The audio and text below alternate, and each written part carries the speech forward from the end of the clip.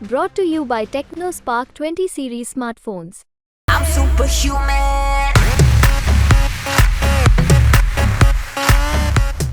नमस्कार, बिहार तक में आपका स्वागत है और मैं हूं सुजीत। सुपौल के ऐतिहासिक गांधी मैदान में खड़ा हूं। वो गांधी मैदान जहां से सुपौल लोकसभा क्षेत्र के राजनीतिक तापमान को नापा जाता है। हमने सुपौल के कई क्षेत्रों का दौरा किया और ये जानने की कोशिश की कि इस बार 2024 के इस लोकसभा चुनाव में मतदाताओं का रुख क्या है। देखिए, 2009 में पहली बार सुपौल लोकसभा क्षेत्र अस्तित्व में आया है। तब से हम अगर देखें तो पिछले 3 चुनावों में 2 बार एनडीए ने यहाँ बाजी मारी है और 1 बार कांग्रेस ने। आरजेडी इस बार पहली बार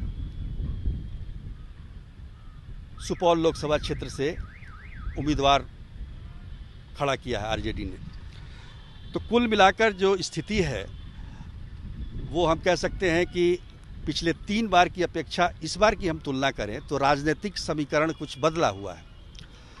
पिछले 3 बार से ये हो रहा था कि अति पिछड़ा वर्सेज यादव, मतलब अति पिछड़ा उम्मीदवार और उसके खिलाफ यादव उम्मीदवार यहाँ पर खड़े होते रहे हैं।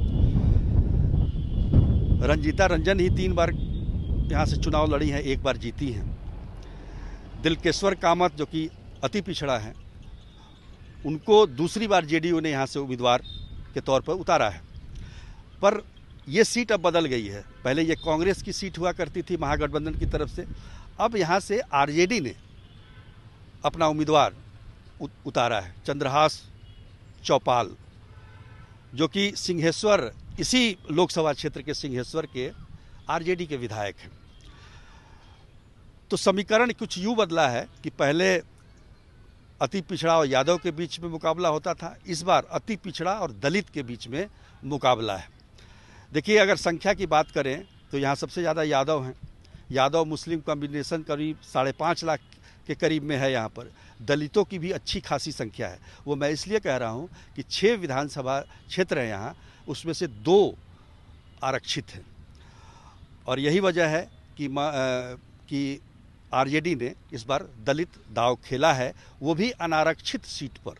ये भी एक, आप समझिए, आरक्षित सीट पर तो दलितों को दलित उम्मीदवार उतारते हैं राजनीतिक दल, लेकिन अनारक्षित सीट पर इस बार दलित उम्मीदवार को आरजेडी ने उतारा है। और यही सबसे बड़ा मुझे लगता है कि दांव खेला है आरजेडी ने, कि दांव अगर पिछली 3 बार से अगर दांव ठीक से नहीं हो पा रहा था तो इस बार जो राजनीतिक दांव है वो कुछ अलग हो। वैसे तो कहा जा रहा है कि कई तरह के प्रयोग किए हैं इस बार आरजेडी ने। जैसे नवादा में देखिए, नवादा में भी भूमियार वर्सेस यादव के बीच मुकाबला होता था, लेकिन इस बार भूमियार वर्सेस कुशवाहा हो गया। औरंगाबाद में हमने देखा। उसी प्रकार सुपौल में भी ये राजनीतिक समीकरण कुछ बदला है और इसका नतीजा क्या निकलेगा ये तो जो तीसरे चरण का मतदान होना है 7 मई को, उसमें होगा।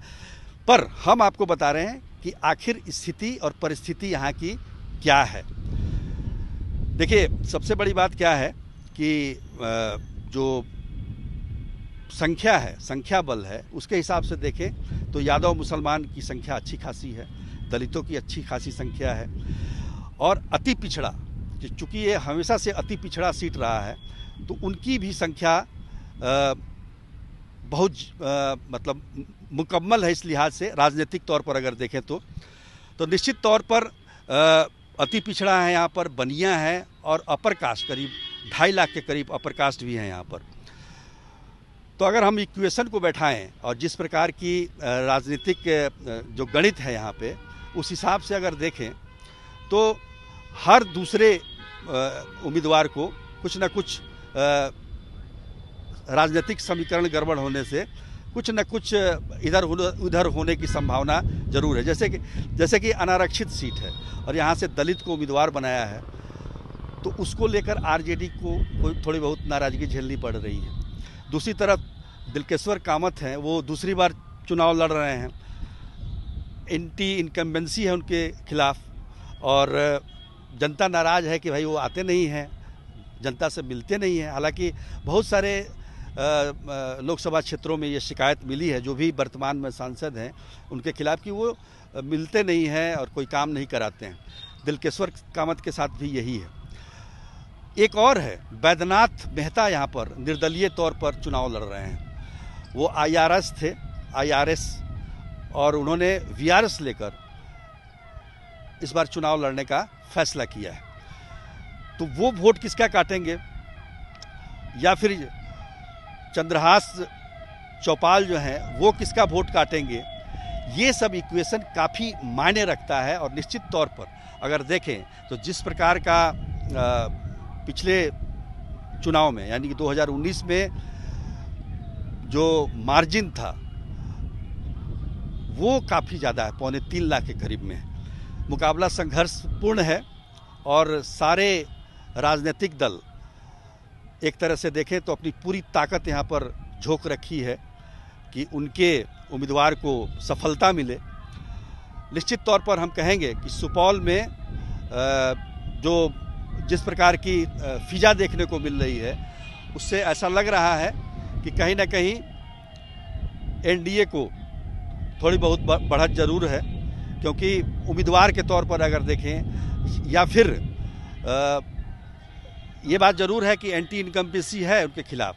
इसके बावजूद बहुत सारे ऐसे कारण बनते हैं जिससे लगता है कि मोदी फैक्टर सबसे बड़ा फैक्टर है, वो भी यहाँ पर काम कर रहा है। तो कुल मिलाकर एज ज़रूर है, लेकिन RJD की तरफ से अगर इसी प्रकार से, जिस प्रकार से अभी चूँकि समय है चुनाव में, निश्चित तौर पर अगर चीज़ों को दुरुस्त किया जाता है तो मुकाबला काफ़ी संघर्षपूर्ण होगा और कहीं ना कहीं काफ़ी कम मार्जिन से मुझे लगता है कि यहाँ पर वोटों का फैसला होगा। तो आज के लिए इतना ही, तब तक के लिए नमस्कार।